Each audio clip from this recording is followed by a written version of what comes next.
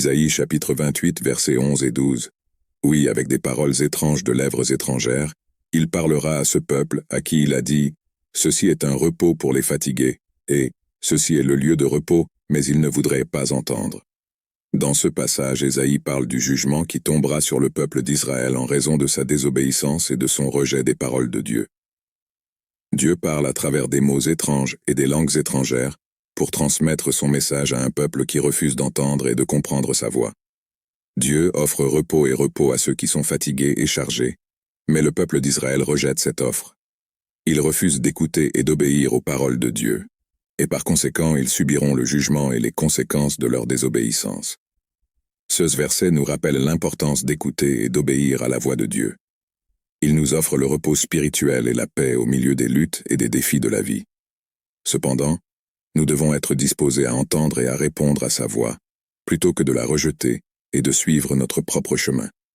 Le message d'Isaïe nous avertit également des conséquences de la désobéissance.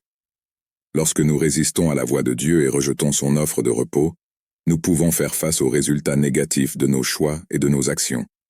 Puissions-nous apprendre de l'avertissement du peuple d'Israël et être disposés à écouter et à obéir à la voix de Dieu. Puissions-nous chercher le repos en sa présence et suivre les chemins qu'il nous conduit. Puissions-nous ne pas nous écarter de ses paroles et être ouverts pour recevoir la sagesse et les conseils divins dans nos vies. Déclaration de foi. Seigneur Jésus-Christ, je confesse que je suis un pécheur et que je suis séparé de Dieu à cause de mon péché. Je me repens de mes péchés et je reconnais le Seigneur Jésus-Christ comme le seul et suffisant sauveur de ma vie. Et dirige-moi à la vie éternelle et écris mon nom dans le livre de vie. Amen. Éphésiens 2 versets 8 et 9. Car c'est par la grâce que vous avez été sauvés, par la foi. Et cela ne vient pas de vous-même, c'est un don de Dieu. Pas des œuvres, afin que personne ne se glorifie. Romains 10 verset 9.